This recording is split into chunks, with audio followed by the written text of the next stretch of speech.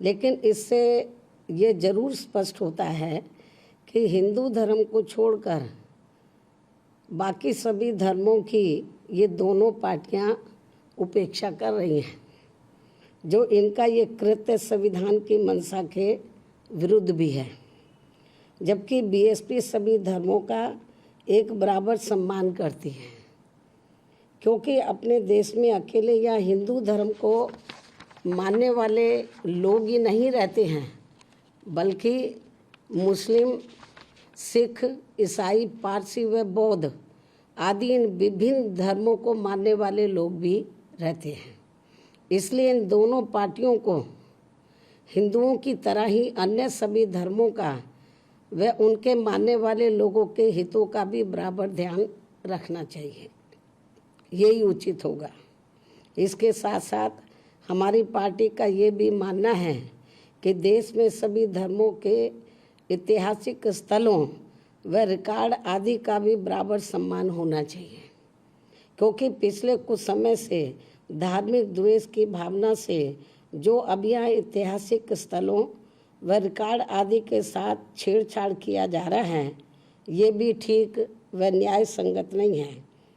इससे आपसी भाईचारा व सद्भाव पर भी काफ़ी बुरा असर पड़ रहा है, प्रभाव पड़ रहा है। साथ ही इससे कानून व्यवस्था भी बिगड़ती है।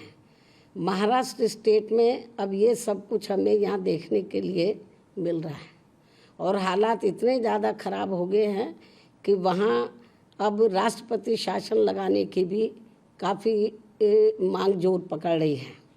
इसके अलावा पूरे देश में वह राजस्थान एवं छत्तीसगढ़ कांग्रेसी शासित राज्य में तथा तेलंगाना स्टेट की सरकार के साथ साथ मध्य प्रदेश में भी बीजेपी की डबल इंजन की सरकार में यहाँ खासकर दलितों, आदिवासियों व अन्य पिछड़े वर्गों का हर स्तर पर हो रहा शोषण तथा यहाँ भी बढ़ रही गरीबी, बेरोजगारी, महंगाई व साथ ही गरीबों, मजदूरों, किसानों, कर्मचारियों एवं अन्य मेहनतकश लोगों का भी हो रहा उत्पीड़न आदि के विरुद्ध, अर्थात इन चारों राज्यों में इस वर्ष हो रहे विधानसभा आम चुनाव में इन जरूरी मुद्दों को लेकर हमारी पार्टी पूरी तैयारी के साथ यहाँ चुनाव में उतर रही है।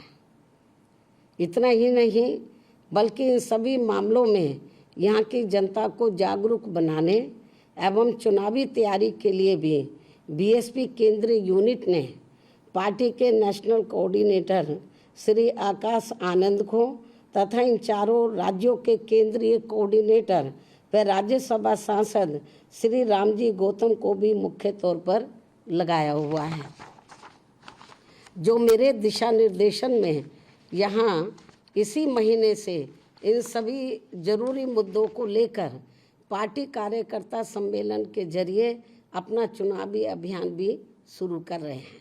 मुझे पूरी उम्मीद है कि इन चारों राज्यों में पार्टी के लोग यहाँ इस वर्ष होने वाले विधानसभा आम चुनावों में पार्टी व अपने हित में इनका जरूर लाभ लेंगे। मैं भी यहाँ विशेष तौर से ध्यान दूंगी। वैसे आप लोगों को मालूम है कि अभी कुछ दिन पहले मैं तेलंगाना स्टेट में भी गई और वहाँ हैदराबाद में ख़ास तौर से विधानसभा आम चुनाव को लेकर बड़ी ऐतिहासिक रैली हुई, जिसमें कई लाख लोगों ने भाग भी लिया और वहाँ तो चुनाव अभियान की शुरुआत भी कर दी गई है।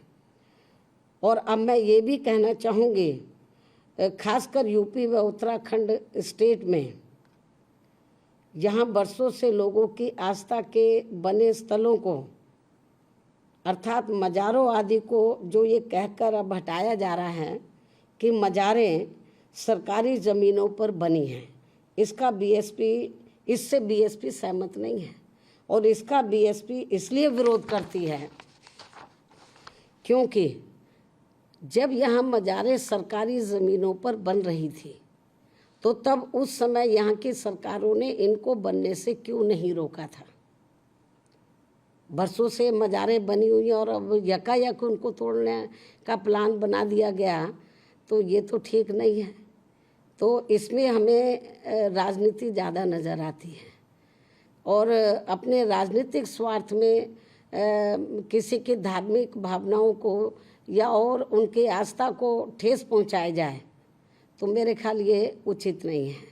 साथ ही पिछले कुछ समय से देश में लव जिहाद व जबरन धर्म परिवर्तन आदि कराने को भी लेकर तथा इनकी आड़ में जो अब देश में धार्मिक उन्माद पैदा किया जा रहा है ये भी ठीक नहीं है।